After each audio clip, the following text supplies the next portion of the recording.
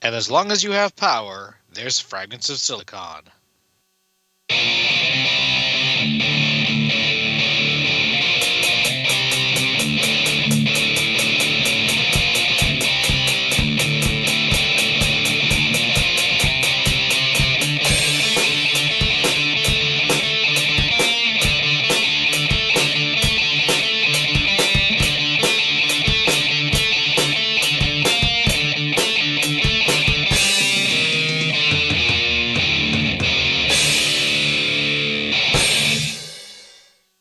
All right, welcome to another installment of Fragments of Silicon.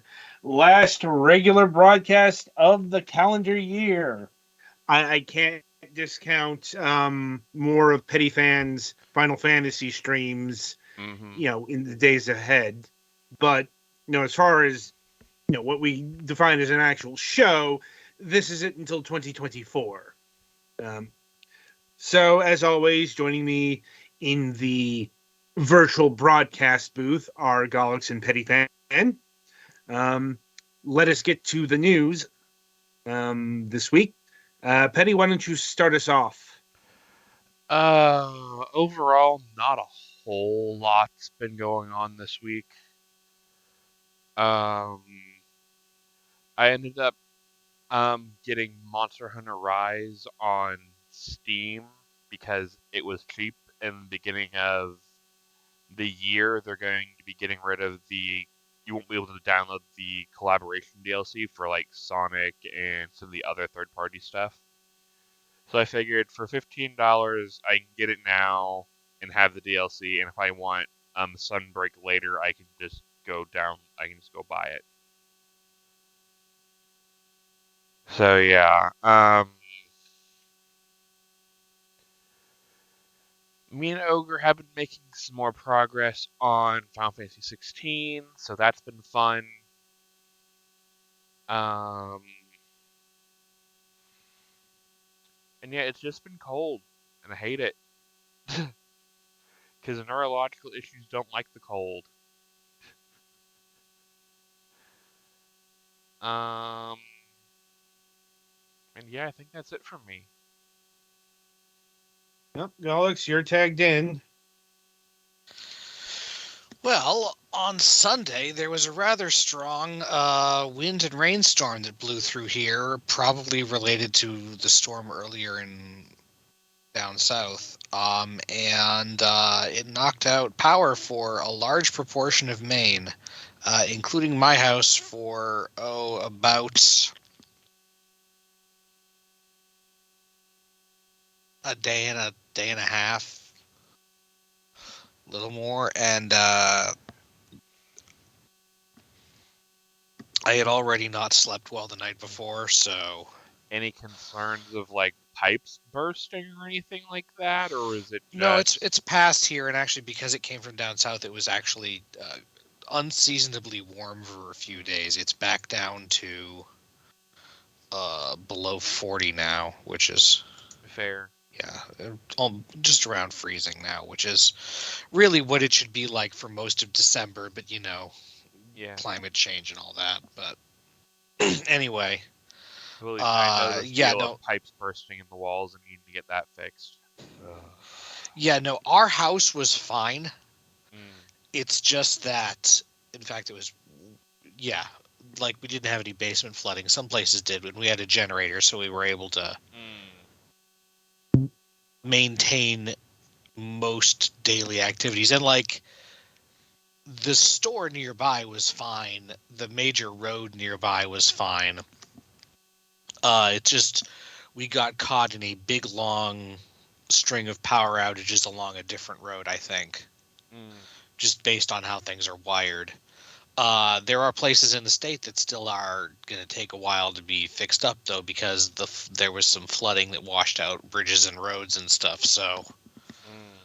thankfully, it didn't take too long to get fixed here, and therefore I didn't go completely insane. Uh, my brain just goes somewhere completely different when we don't have power, and I don't know how long I can maintain that for. No, that's valid. Already I have this week twice forgotten that on Tuesday, late Tuesday after the power came on, thinking that it was still Monday, and That's not today good. thinking that it was Tuesday. Just because I was not connected to my normal schedule for that period.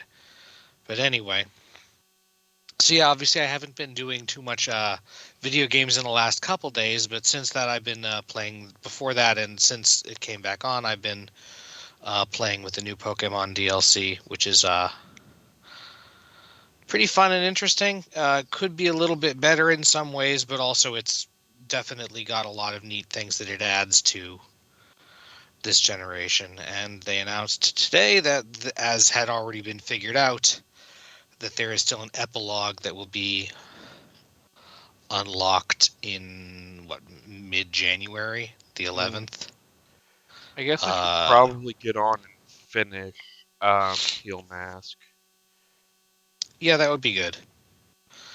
You apparently don't actually need to be completely finished with the game or the Teal Mask to start the DLC, but you can only go through the very beginning before you can't progress any further because there are characters you can't interact with. Mm.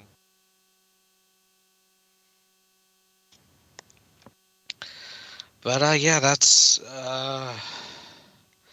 I'm still kind of in the tension release phase, so but other than that, not too much dramatic, I think.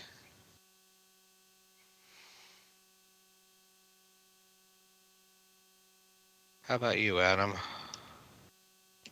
It's my go. Yep. I can't think of anything else to say, so Okay, just making sure.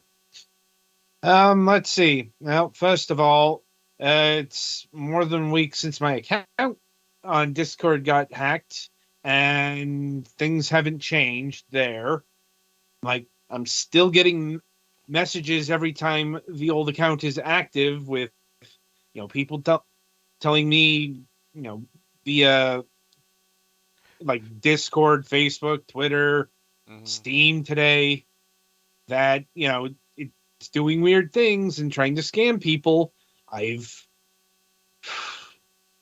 I've been trying with Discord's customer service, but, nobody's home. Nobody's Yeah. there. Nobody living. Like, so, you know, it's still running amok. Right. And if I could change that, obviously I would, but I can't. And I want to yell at, people who apparently don't exist, or maybe the Discord customer service room is staffed with skeletons. Like, either one would be a valid theory at this point. Hmm. Like, let's see, went to the doctor's the other day. The results were concerning, and blood pressure's still a bit elevated. Hmm. Um, they want me to come in after the holidays to do another vitals check, and want to prescribe me new blood pressure medication. Though I Awesome. have concerns about it, since when I took it at the doctor's office a couple hours later, I fell asleep. Ooh, So, that's not because good. apparently it's an alpha blocker. Mm. hmm. Like, its job is to relax the blood vessels. So, It guess what's worked a one of little the too side good, effects? apparently. Drowsiness. But So, you're not metamorphosing into a beetle, so it could be worse. yeah, That's a I'm like, reference. anyway. So, we'll see where things.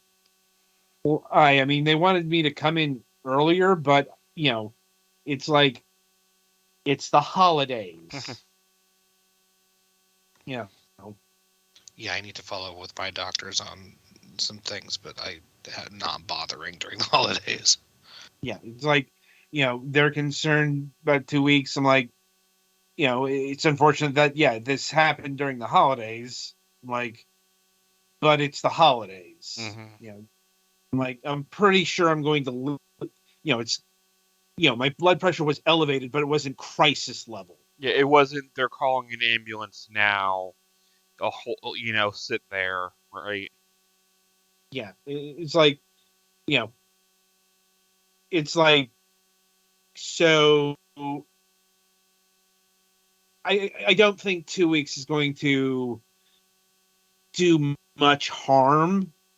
Like, Hmm. elevated blood pressure is more a, long term pressure Yeah. problem. Unless you're at the point where you're like stroke level imminent, then 2 weeks isn't going to really do anything. And who knows, maybe that'll balance out. You know, I find it unlikely because, Hmm. they've already tested 3 times, and, it, it was elevated the last 3 times. So I'm not exactly sure why they want to have a fourth go, but, you know, I guess it's to maybe insurance. You know, your guess is as good as mine. Hmm. Yeah. Anyway, um, and yeah, that's my news for the week. So, narrowly, we shall roll along to the interview portion of the broadcast. And joining us this week is Gabriel Serrano Rosabal of Frame 3 Studios. Hello, Gabriel? guys. Yeah. I'm here. Thank you for having me, and I'm very glad to be joining you guys today. No problem. No problem. Right. So, how we like to get started is we like to get to know the people behind the games, the studio, and all of that business. And we do that by asking this particular question: what got you interested in video games, both on a personal and a professional level? Um, Probably what got me into video game development is what got most of the developers around the world into this business, and that is that I'm a gamer and I love playing games. Growing up, games were a huge part of being me. I'm particularly fond of JRPGs, and I recall when I was a kid playing Final Fantasy VIII, which is funny because a lot of people have like this love hate relationship with Final Fantasy VIII. I'm a guy that completely and absolutely loves Final Fantasy VIII. Uh, Maybe because what it made me feel back in the day, um, it made me feel the connection with the characters and with the situations and with the story, and that right there is what on a personal and also on a professional level got me to say for the first time I want to make games. I want to connect with people through this media. And years after, I went to a local university here in Costa Rica. I'm a developer based in Costa Rica alongside with my team, and I studied digital animation and got the major of digital animation, and then came out to the market to realize that in Costa Rica at that specific point of time there was no industry whatsoever. So I ended up working in publicity, which I totally hate. I hate working with publicity agencies and publicity clients. Not that is something wrong with that. It's super fine, but it's not for me. It's just not for me. And after I got sick, uh, and I'm not metaphorically speaking, I'm literally speaking. When I got sick, out of I think it was an ulcer or something like that that I got on my stomach at that time. I said, okay, this is enough. I'm gonna pursue what I wanted in the first place, and that's making games. So alongside with the guy that made music, I made graphics, and another colleague that did programming. We founded Frame 3 Studio, and that's the reason for the 3 in the name of the studio. We founded the Mm. studio, started trying to outsource development services with not that much luck until we were able to secure a couple of contracts on Game Connection Americas. I think it was on 2015 or 16, if I'm not wrong, um, when we took part for the first time on Game Connection on the same week that GDC happens on San Francisco. And we got to secure a couple of contracts, and those contracts led to others, and those led to others, and thankfully now Frame 3 Studio is one of Costa Rica's more successful companies, and we've been making games since then, since 2012. And out of the three original members, I'm the only one that's in the company. But uh, after they left, a lot of people became part of Frame 3 Studios family. And actually, next year we're doing a whole rebranding and a whole new pivoting process on Frame 3 Studios history. So it's been such a ride, and we don't really uh, we really appreciate all of the blessings that we've received as developers here in Central America. Indeed. Yeah, developers from Central America are rare. Yeah, Usually, when we get Latin American developers, they're from South America. yeah, Say Brazil, for Brazil, example. Yeah. Brazil, Argentina, Chile, that area of the Hmm. world. Yeah. Hmm. Um, Yeah. like, but we've had some developers from, say, Mexico. I think you're the Hmm. first Costa Rican dev we've had in the program, though. Um, I'm sure because uh, the panorama of game development in Costa Rica is still so small that we all know each other. So if you guys would have a another of the Costa Rican developers in your show, I would definitely get to know, as the other guys know that I'm currently here. Um, and, well, that's so good to yeah, know. uh, yeah, of course, and so yeah, in in Latin America in general, the industry is still quite small compared to other parts of the world, like Europe, North Hmm. America, Asia. Um, but in Central America, especially small. Um, I cannot really say a reason for that. Is maybe something related to culture. Central America is, economically speaking, very moved towards, or is very balanced towards tourism and exporting of fruits and other foods and stuff like that. Game development is not the usual path that people say uh, when they are growing up. Like, yeah, I want to make games. You have no idea how my parents almost kill me when I told them that, yeah, what I want to do for a living is make games. They were like, "Are you serious? Don't be ridiculous. Come on, you're gonna starve to death." And here Games we or are. toys? What are you doing? Stuff like that. Yeah, Yeah. yeah, and here we are. Here we are. I've been able to travel all around the world uh, with game development. I've been in Europe, United States, South America. Uh, I've been in Italy, Paris, Netherlands, a whole bunch of places, and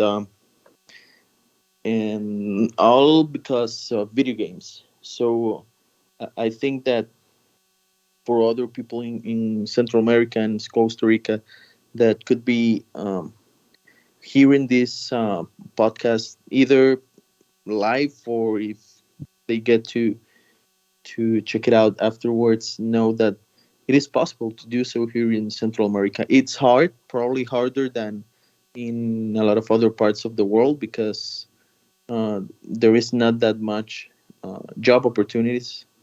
But it is possible. Hmm. Like, if I had to hazard a guess on why there's not a big Central American dev scene, legacy would be part of it. I think the biggest part. Like when we're talking about the history of video games, usually it's like North America, Europe, Japan, big areas. But Mm, when it comes to Latin America, once again, what comes up? Brazil. Um, yeah. and indeed, Brazil has quite the vibrant development scene. Whereas, what is gaming history in Costa Rica been like? What did you grow up on in terms of video Um, games? I'm gonna answer that like specifically focusing on Costa Rican games and Costa Rican companies that make games.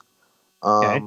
Because you're talking about legacy, and I do agree that makes a lot of sense. Um, there's not a long history, legacy wise, in the country, but since like more companies have sprout around the country, more people is getting into game development. So to summarize it, I would go back to, I think it was the early 2000s when Fairplay Labs was founded by Claudio Pinto. He's like the godfather of video game development here in the country. Um, and he founded the game company because he was able to sell another company that he owned that make like software. I think it was banking software and stuff like that. So he had the money, and whenever he tells the story, he says that he asked his son, "So, what do we know do now?" And his son told him like, "Dad, why don't you found a video game development company?" And he was like, "Okay, I have the time and I have the money. Why not?" And they began making games for the Nintendo DS, and it was very early on for mobile development and some other stuff. And after Fairplay Labs, which was the place that gave a job in game development to the first like couple of people that wanted to jump into that boat here in Costa Rica. Some of those people left the company and start founding their own companies, began Mm-hmm. founding their own companies. So the guys of Tree Interactive founded their companies. The guys of Zoom Entertainment, which is another Costa Rican company, founded their company. And us, Frame 3 Studio, I never worked on for Play Labs, but I am friend with all of those guys. And when I saw that these guys were starting to make their own video game companies, that's when I talked about going back into what got us into studying digital animation and similar majors, which I just mentioned before. When I Mm-hmm. got together with the other two guys, uh, and we founded Frame Three. Um, Right. and when that happened, we became like this very select club of game developers in Costa Rica, and we began make some noise, or sort of speaking. For example, the guys of True Interactives, when they published Hookbots on the Nintendo Switch, that was the first game ever in Central America that was published in Nintendo Switch. When Green Lava Studios um, published Phoenix Furia, it became um, the first ever game to enter the IGN Hall of Fame or Wall of Fame. I don't recall how IGN calls it. And also, they developed My Name is Mayo, which is a very popular game. This like this clicker game when you click this. can of mayonnaise, um, and that actually became a hit on the PlayStation Store. Um, and then Fairplay Labs, after they developed several uh, own IPs or intellectual properties, uh, they were doors open for them to start working on larger titles like GI Joe Operation Blackout or the Nickelodeon's All Star Brawl, and they're recently nominated for the Game Awards Nickelodeon All Star Brawl 2. Actually, that game was quite big, so the guys from Fairplay Labs, uh, they requested some support from other Costa Rican studios, including Frame 3 Studio. We also worked on Nickelodeon's All Star Brawl 2, and and by having all these games coming out of Costa Rica, we start getting more. We began to become more visible for kids out there that are here in Costa Rica and talking about legacy, that they didn't know that in Costa Rica we were making games, and they began to study majors related to video game development, and then universities open up majors for video game development and design here in the country. So yeah, we're I think we're walking the same path that any other country and every other industry in the world has already walked. We're just a couple steps behind, but we're getting there, and we're stepping on your toes. I'm like, I'm not sure if I'm honestly not sure how to react to stepping on toes. Especially since you've mentioned before that Frame 3 Studios is mainly an outsourcing company, Yeah. which is a bit of a strange path to take, um, because usually when we get people who break in or help shape the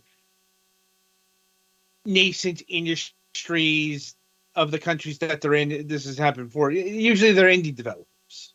And I suppose you are indie developers, but that usually means they're making their own personal passion projects. Um, what made you want to get into contract work, or was that just kind of what you were forced to go into back in the day? I wouldn't say forced because with a contract project you get a lot of things. You get a lot of experience. You develop the abilities of the people that's on your team. Um, you get to know different tools, and you get to make a lot of contacts in this industry. And for example, if you want to publish a game, it doesn't matter where you are in the world.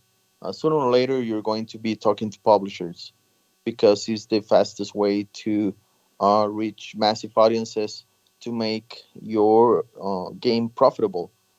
Because we all know the cases of, I don't know, let's call it the Sea of Stars or the Minecrafts and those super successful indie games, but those are anomalies. The actual standard for the industry is that um, the most of the developers around the world never live to see their games profitable. Never. Um, so outsourcing, besides all of that, those opportunities and knowledge that gives to you, it also puts money on your pocket. And money is the fuel for a company to work on their own passion projects.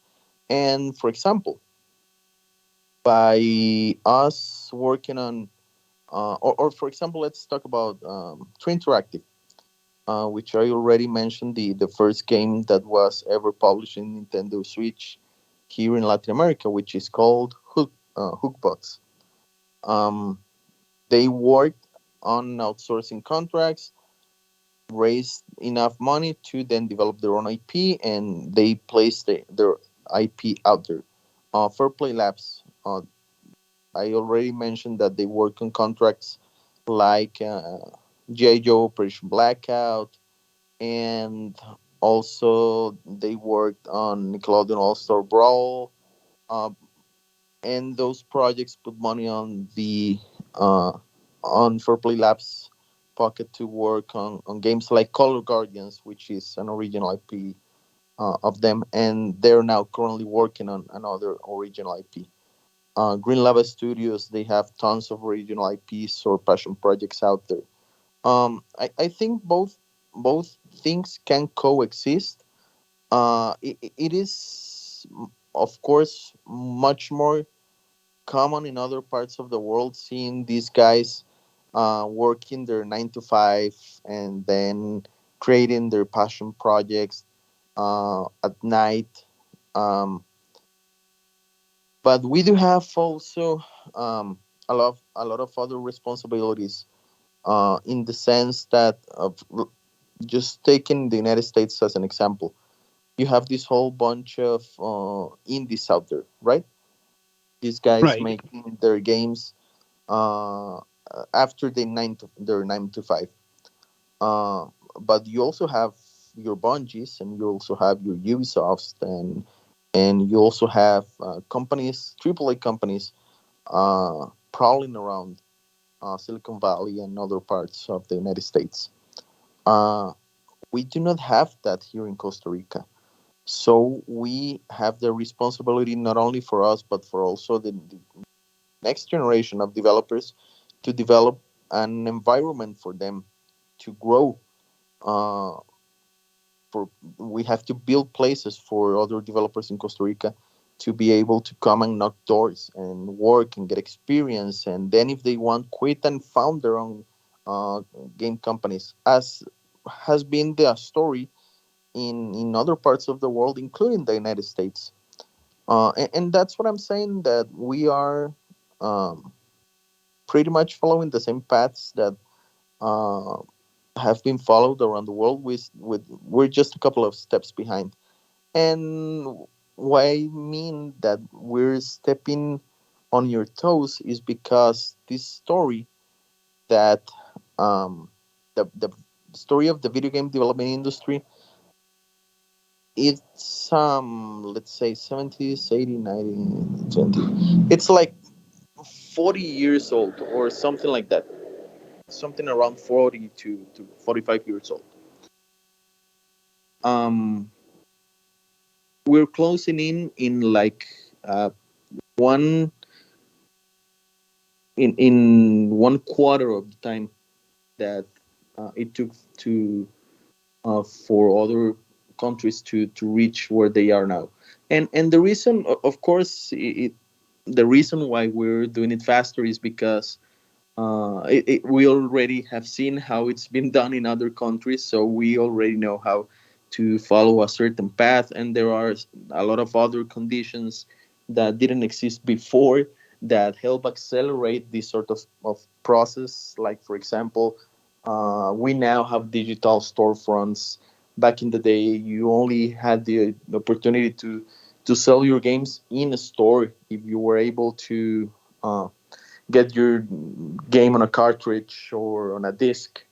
Now I can upload my game free on itch.io or very accessible on Steam or stuff like that. Of course, there are a lot of conditions that help us move faster on that process. But yeah, we are very, very close in less than 10 years to how other industries in the world have developed. For example, nowadays we're very similar in size as an industry to countries like Uruguay and Colombia, and closing on Argentina. We're still quite behind from Brazil, but those processes have been accelerated now, especially because of associations around Latin America. Just to make like another parenthesis here, in Costa Rica, we have ASODEF, which is the local game development association. In Argentina, you have ADBA, which is the Argentinian Game Development Association. In Brazil, they have their own association, and all of these associations associated together, and we founded the LATAM VGF, which is the Latin American Video Game Development Federation. And so yeah, we're as Latin Americans, we're all helping each other now uh, to to move the development of each of our countries forward. And as a response to let's say the superpowers around the world in terms of game development, to give a response to them and to look stronger in this industry. And those superpowers nowadays are like United States, Japan, Korea, the places where more games are developed and consumed. Wow, and sorry, I do talk a lot. Uh, that's fine. That's a gift for a show like this. Um, anyway, so recentering on your development studio, um, how many people work at Frame Three these days? 20. It's fairly sized. Hmm. Yeah, in Costa Rica, just for reference, um, the larger studio is for Play Labs. They have, if I'm not wrong, like 80 people, uh, which is still it's like a mid-sized, let's say double A sort of studio. We don't have triple A studios in Costa Rica yet. We do have like international companies, but I'm not counting those ones, because, for example, we have um, Microsoft Xbox here, and they have like a QA division because they open up operations here. But I'm not counting them because that's Microsoft and that's Xbox. And other companies like Globand, and that they have like 200 people and stuff like that. But like 100% Costa Rican, like fully Costa Rican companies. Fairplay Labs is the biggest one. The other ones that follow are like Frame 3 Studios, Sun Entertainment, Headless Chicken Games, which are companies that range from 30 to 20 people. Uh, and then you go to companies like Sega Software and Arts and stuff like that. There are 5 to 10. And then you start counting in the bunch of indies, like in any other country. The studios that are composed of three friends or two guys, even one person studios. Indeed. And so I'm not sure how much we can talk about your outsourcing, but I know of a couple of projects that we can touch upon. Yeah, Like, first of which is the aforementioned Nickelodeon All Star Brawl 2. yeah. Um, what work did you do on this? We worked on cutscene animation, that in the post production phase. We also work on the pre production phase on character sketches and storyboarding and character design. Uh, for specific characters, like for example, Leonardo of the Ninja Turtles, Ang from the Last Airbender, and a bunch of others that if if I can be completely honest, I forgot because it was quite a while ago. We've been working in this game for a couple of years, and it just recently came to the public notice that the game was a thing. And that's one, that's one thing. And let me do this parenthesis real quick. That's one thing that sucks about working on outsourcing. You have to be, of course, super careful with information leaks and spoilers and stuff like that, and you have to sign a whole bunch of NDAs. So we began working on a game, and usually we do not get to talk about that game in like a year or even 2 years until the game is released, and we get the permission to share that we uh, were part of that development. Hmm. And how does coordination work on a game like All Star Brawl 2? Like you mentioned, Mhm. you worked on character designs, Mm, and this is a licensed property. A yeah, property that's featuring some very notable and famous fictional characters, yeah, um, which I'm sure require a lot of guidelines. yeah, and they're very strict, by the way. And yeah, that's a great question because this project was work. Um, there were so many people involved. Uh,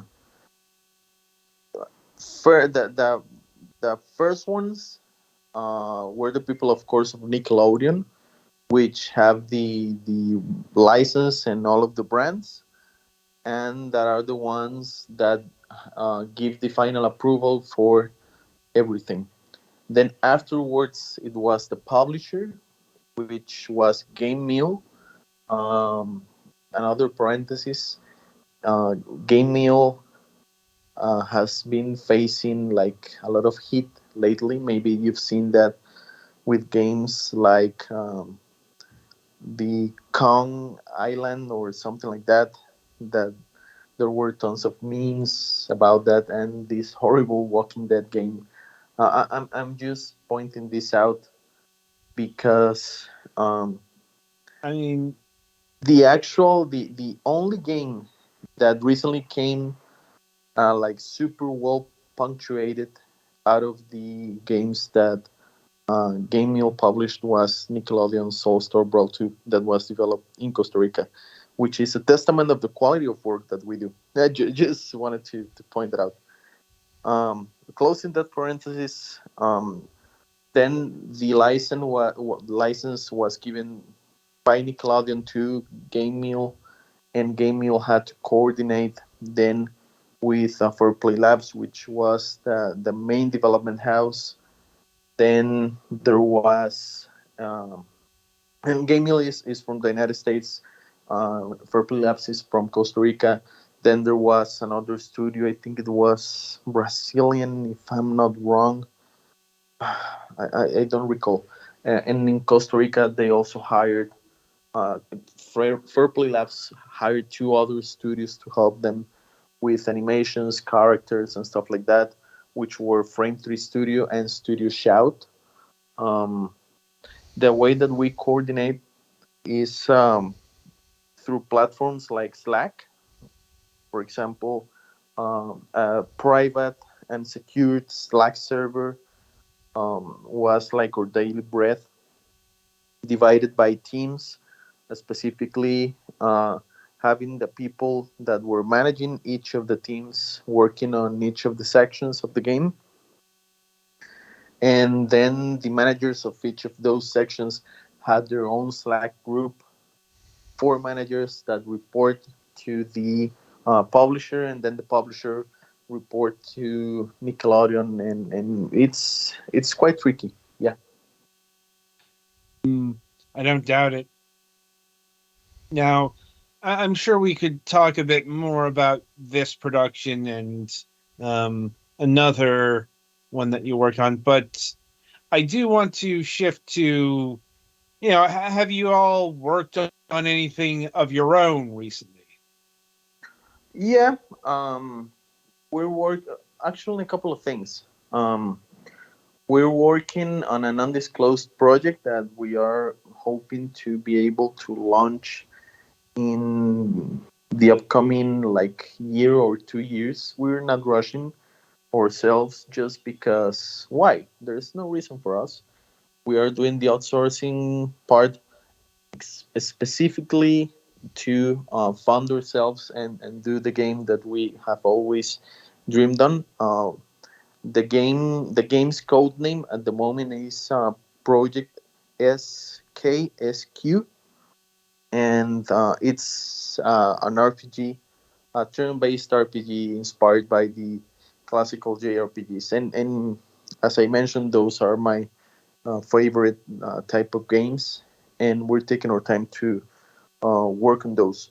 Besides that, we got some funding to work on a game called Sibo, a deep sea adventure that it will be coming out real soon, probably by late January or the first days of February. It all depends on the platform, which is the Sandbox. It's a exclusive game for the Sandbox, um, and they're the ones that greenlight the games to come out when ready. We're already on in the QA phase of the game, and once the QA is completed, we'll be greenlit to publish. That's a 3D platformer, an action 3D platformer, and it's inspired by the ancient cultures of Costa Rica and by our sea's biodiversity. Costa Rica has 7% of the worldwide biodiversity, which for a country as small as Costa Rica, that's a whole bunch of biodiversity located in such a narrow place. And we wanted to use that and use Costa Rican mythology to um, to make our own story and our own fantasy story to have the players immersed in that. It is a very short experience, nevertheless. It's you can complete the game in like a couple of hours. Um, but it's a project that we've been working for a year already. And what is the sandbox? The sandbox is a I think they call it uh, because another parenthesis here. It's actually a metaverse or a Ooh. metaverse platform, but they call it some other way. I'm trying to recall how they call it. But closing that parenthesis, and because they're very dear clients of ours, um, I don't recall how they call their platform, but they do host several experiences. Oh, it's kind of like what Fortnite is doing now at the moment, or what Roblox is doing. That you enter their platform and then you have a lot of content, some hired from professional studios and some made by fans. That's exactly the case. Our game is one of the sandbox originals, sort of speaking, which are games that they commission from professional studios. And the sandbox, they do have their own currency, which is called Sand.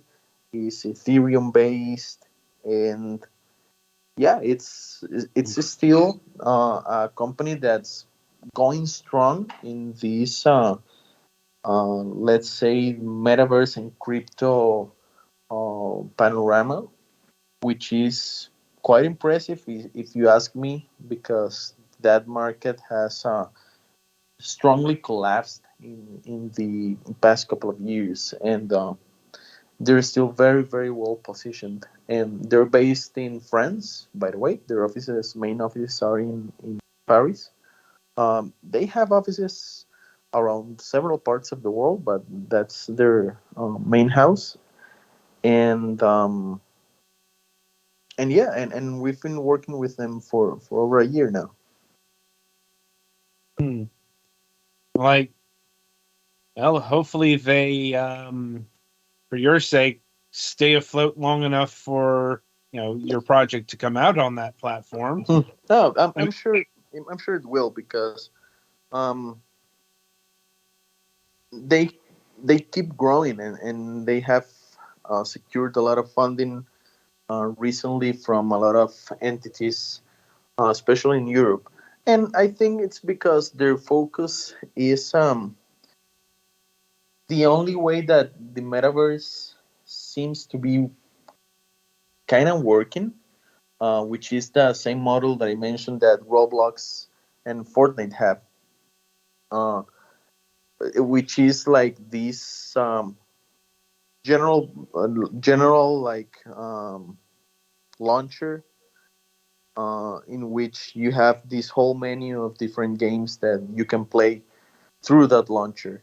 Um, and they're focusing a lot, especially in the quality of the experiences, and that the games feel good and feel like actual games.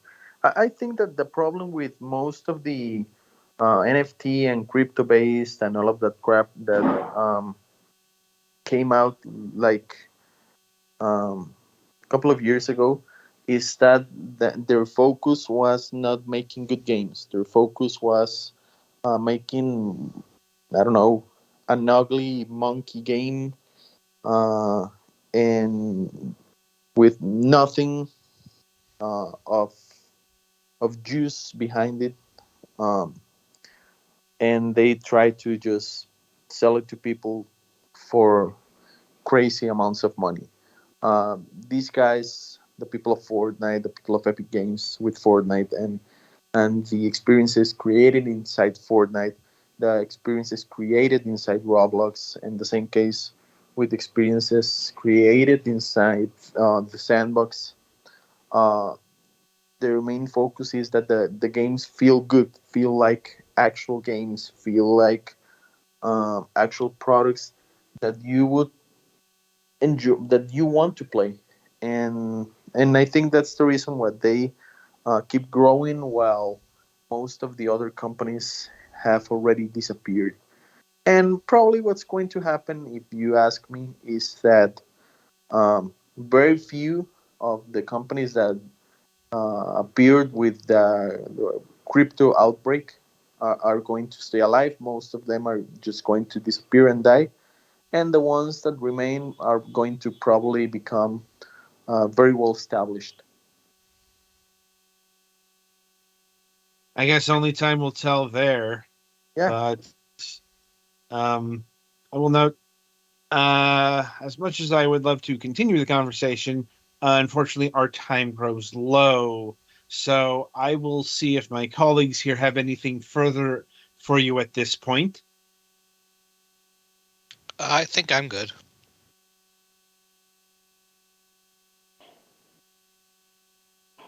Guessing Petty Did also I has accidentally nothing. mute? Yeah, I'm good. Yes. Whoops. Like anyway, Petty. Oh, I said I'm good. Okay. All right. So yeah. Well, Gabriel. Um, I want to thank you for taking time out of your schedule and being with it here tonight. sure. It's been an illuminating conversation. Got to admit, it wasn't exactly the conversation I was expecting to have tonight, but it's been a good one nonetheless. And hopefully, we can have you back on the program in the future, to talk more about, the Costa Rican video game industry and other topics. Sure, whenever you like. Yeah. Um, anyway, so Petty fan, play us to the next segment.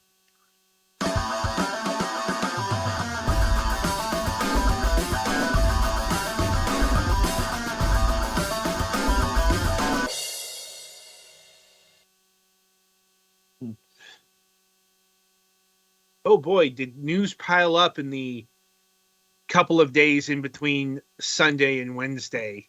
Um, Hmm. that being Yes, it said, did. uh, yeah. That being said, this week we are talking about Zelda 2, The Adventure of Link. We'll talk about the video game stuff on MSP. Yeah. um, because there's a lot of dimensionality there, and that we don't have quite the space to go into it. Mm-hmm. So with that in mind, we're talking about Zelda 2, not just because, say, Naka and Ogre just did a let's play of the game, but because it recently celebrated its 35th anniversary. So, Zelda 2 is at the age where it's going to be starting to worry about its back, among other things. Um, and Mm-hmm. Zelda 2 is a game from my childhood, very much so. Um, like, I remember we got it when it was new. Um, like, I want to say it came out. We got it the year of release. We're talking about you know, I was a kid, so we're talking about the time of my life where the ages kind of really blur together. Like, but I'm pretty sure I played in 1988 or whatever. Yeah, sounds about right. Mainly because um, my father was a big Zelda 1 fan. I think overall it was his favorite video game. Um, Certainly one of them. It was either that or Arkanoid. Those are the I two mean, it was games I. certainly a very good game at the time. Yeah. Um, well, Zelda 2 was, something of a system shock. Um, and I mean, it wasn't that unusual at that time for the second iteration in a for the sequel to a game to not just be the same game again, only slightly different. you say that, but that's not what the expectation was. That's Um, true. Especially since when you get down to it, Zelda 2 is more different than, say, Super Mario Brothers 2 or Castlevania 2. Because Zelda 2 is the one that, uh, exited its own genre. Super Mario Brothers 2, Doki Doki Panic, um, while, yes, that is radically different in terms of a Mario game, it's still a platformer. Mm-hmm. It's still a precision platformer, where you have to rely on jumps. You know, Whereas Castlevania, Zelda 2 being in the same format as Zelda 1 is pretty much limited to the overworld, which is not the majority of the game time. right? And I remember this is something that my father hated. Like, my father did not like Super Mario Brothers. Like, and the reason was jumping. I distinctly remember, because I remember asking him why because I was a big fan of Super Mario Brothers and Zelda, as you would expect any kid to be, of that time period. Um, and he couldn't come to grips with the jumping, and you know that is actually fair because Super Mario Brothers is a game of precision jumping, far more so than most other platformers. If I'm being honest, you know, Super Mario Brothers is a game where jumping really matters. And Dad did not like the fact that Zelda 2 was a side scroller. He still played it. He still played it a lot. Um, but it did not. He did not connect to it like Zelda 1.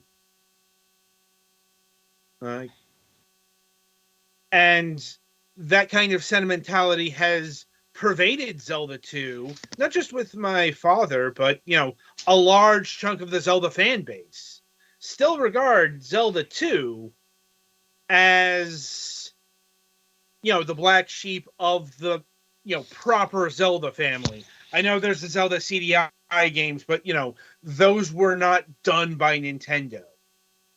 Um, Though I do feel like the CDI games were probably, to some extent, trying to take some stuff from Zelda 2.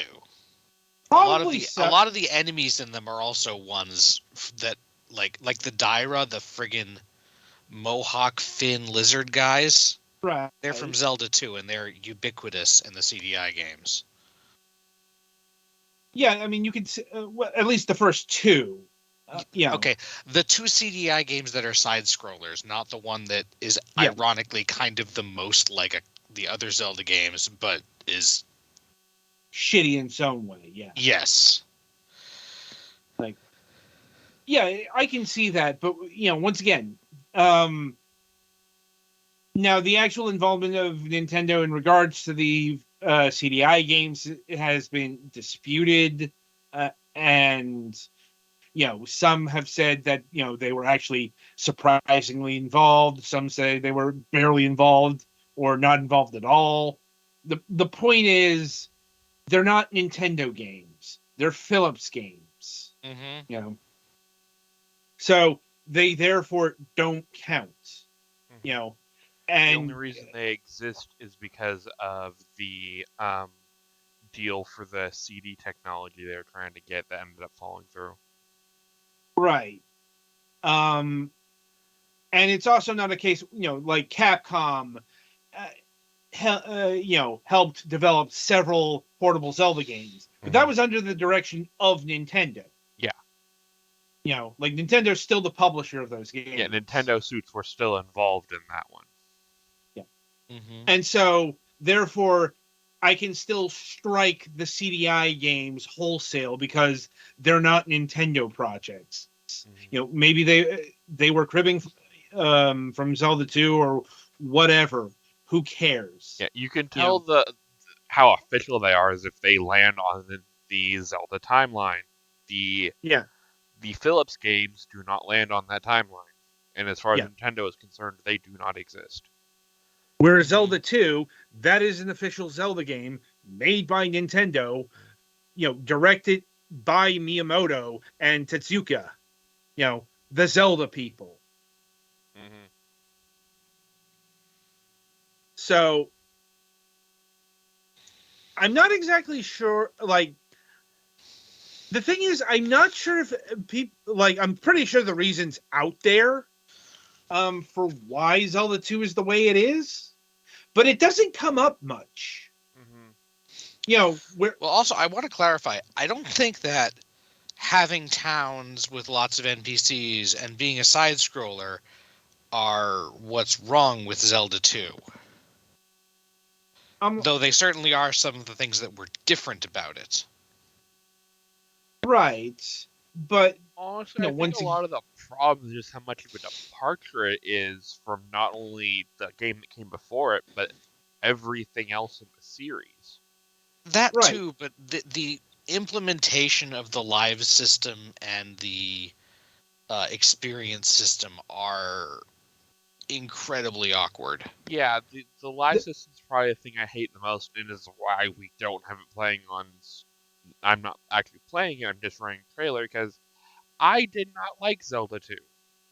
I always found it a pain in the ass to play and would rather not. That and the teeny tiny melee attack range. Yes. Like I do agree with like Nakanoger in Zelda 2's execution is just absolutely fucking wretched in a lot of ways. Like it almost reeks of this was a new genre. They threw everything at the wall to see which one stuck better. I imagine Zelda 2 sold better. Zelda 2 probably would have been the preferred style moving forward. Yeah, it kind of is. Certainly. But, like, guys. Sorry, I didn't mean to interrupt. Yeah, like Zelda 2 kind of is, but kind of isn't a new genre. Like, I would actually recommend watching NES Works' video on Zelda 2, because it's actually taking a lot of influence from a lot of PC adventure platformers of the day. Um, you know, where you had this fusion of role playing and platform game like Zeliard. I can't cite East 3 because East 3 came after Zelda 2. Mm-hmm. Like, and I think Zelda 2, technically they might have been in development at around the same time, but it came yeah, out slightly after, if I recall correctly. yeah, yeah. And Zelda 2 certainly did a lot of influencing in that particular subgenre, but it was definitely, a coalescence of trends that was going on in the computer scene in Japan at that time. And Mm-hmm. that's what, ironically enough, makes it most like the sequel to Zelda, because Zelda is that thing as well. Mm-hmm. Zelda is actually a confluence of the design of a lot of the design work that was going on in the Japanese computer scene of the mid 1980s. Highlight and the like, Mm-hmm. legacy like Xanadu. This And I'm definitely trying to has like remember if, some MSX trappings that the era would have. right. So, you know, that being said, Zelda 2 certainly stands tall, if only because, once again, Zelda 2, while not being a beloved portion of the Zelda franchise, is still part of the Zelda franchise. And I know people like have made bones about how Zelda wasn't a, big time selling franchise until, the Switch era. That is not true. Yeah, well, yes, it didn't sell as much as, say, Mario or, later on Pokemon. Mm-hmm. Nintendo has always considered Zelda to be a mainline franchise. Yeah. And, Mm-hmm. like, Zelda 2 was their fucking flagship title Zelda for the and fall of Zelda and Metroid 1988. were their experimentation franchises, basically. Yeah. It's Metroid that really is the franchise that gets blown up, Mm-hmm. when looking at sales numbers relative to, influence and expectations and fan love. Yeah. Hasn't like most of the Metroid games all time barely sold under 100 million units? I think that's being kind. Yeah. Like the best, I'm talking no, the all best, of them, not just like way less than that. damn, Because what's the best selling Metroid title? Just standalone Metroid Dread at 3 million copies. damn. Which is a Yeah, big number, but not like Yeah, it's that a big. it's a big enough number to have it sit in Nintendo's mid tier pile. mhm. Um, It's enough to warrant possibly another go at Metroid this generation. yeah, it puts it ahead of, but we're getting off track here. Yeah, fair. Um, anyway, yeah. So the Legend of Zelda came out and defied all, like, people did not know what this was over here in 1986, because there were so few frames of reference, Mm. because it represented what was going on in the Japanese console and PC industry.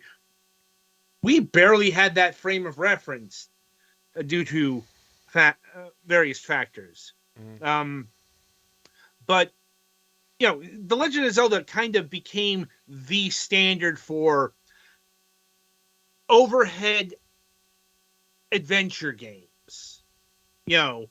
Stuff like Chrysalis and Golden Axe Warrior. And I know Naka will dispute this until the end of time, but it's still true. Newtopia. Mhm. Like, I know he doesn't consider it a Zelda clone. Most of the world does. And that is not an actual judgment. It's just, when people see that kind of style of game, they think Zelda. Yeah. Like, Technically, conversely, Hydrox came out before Oreos, but people see those type of cookies and think Oreos. and the same thing kind of happened with Zelda 2. It's just, there were there weren't as many imitators to Zelda 2 as there were Zelda 1, at least what we got over here. They still happened, certainly. Yeah, And, obviously in the it weirdest, happened. yeah. And in the weirdest places, like the NES Rambo title, is a Zelda 2 clone. Mm-hmm. And then you have things later on like Battles of Olympus. Once again, Metroidvania Works covers this pretty well, Mm-hmm. if I'm remembering correctly, or some of the other, recent episodes of NES Works. I forget which Parish series, but I know there's a lot detailed there. In terms of Zelda 2, it still did tremendously well. That being said, there are reasons why Zelda 2 did not, is considered to be an evolutionary dead end. Because Nintendo has never revisited this style, which is kind of amazing. Because like they've even revisited the kind of like Doki Doki Panic U.S. Mario Brothers 2 style. Yeah. They never fully revisited it. But I think a lot of parts of Zelda 2 have made their way back into the series in one form or another. You get a lot more NPCs and things that you get. You have more varied sword play and messing with directional guards in the 3D games. It just doesn't look the same. Yeah. But I think the main thing that hurts Zelda 2, other than say the obvious, it's not what people expected. The sword is too fucking short. It's like the implementation of the live system.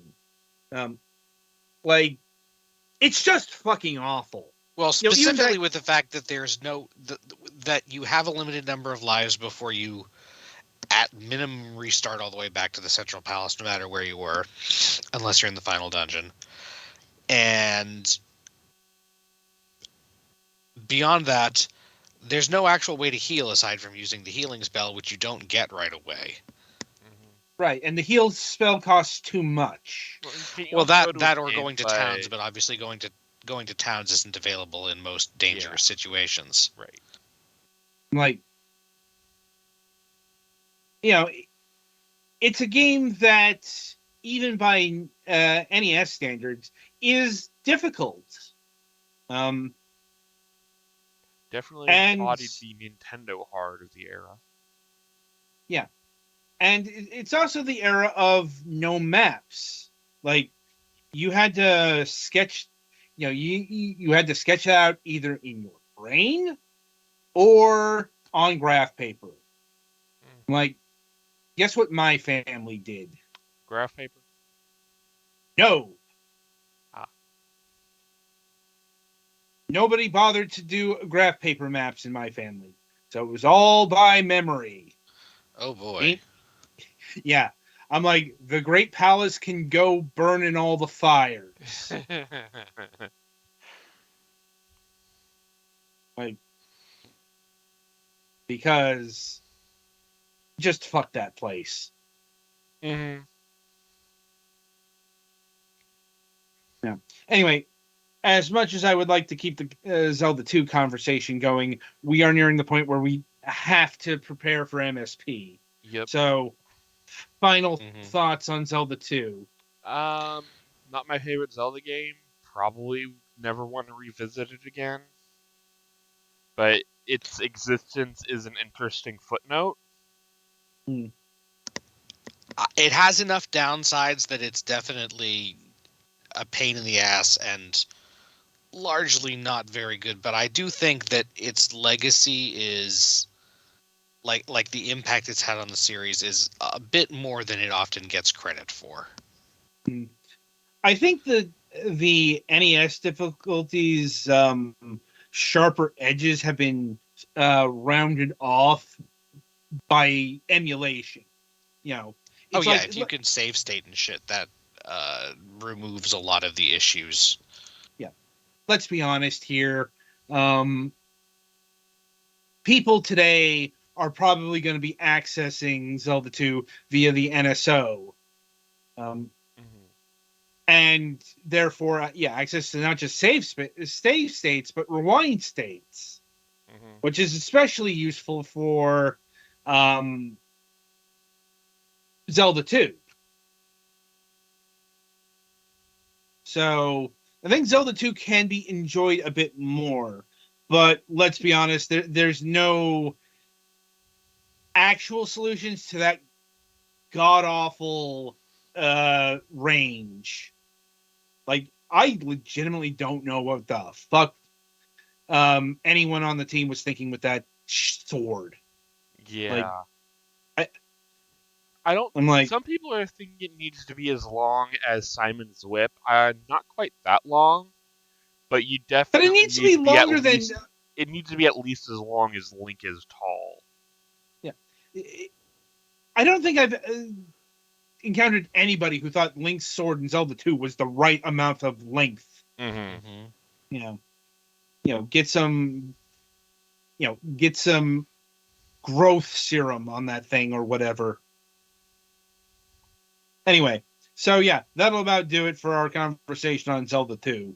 And indeed, that'll about do it for this installment of Fragments Silicon.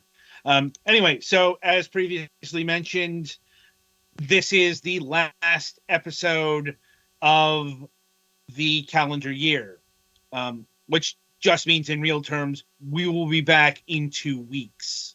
Yeah, we won't even be back with a review session beforehand because the Sunday before the January 3rd show where we come back is literally New Year's Eve. Mm-hmm. It's kind of We're why we did the show this weekend, because sometimes we usually don't. right. So that if you were wondering why it felt kind of weird we're doing a review show this Sunday, that's why, because of New Year's Well, or yeah, last we're Sunday not rather. doing a review show this Sunday. Yeah, last Sunday rather. Like, Words are hard. Leave me alone. just want I to be I have a face clear for on radio that. and the voice for the silent films. Anyway, yeah, so when we come back from break on January 3rd, it will be our 2023 year in review Woo. show. Mainly because I didn't want to bother booking a guest that fucking close Yeah, to we have tried the that how many holidays. years and got like maybe one or two bites. Well, yeah, January 3rd is generally when people are coming back to work.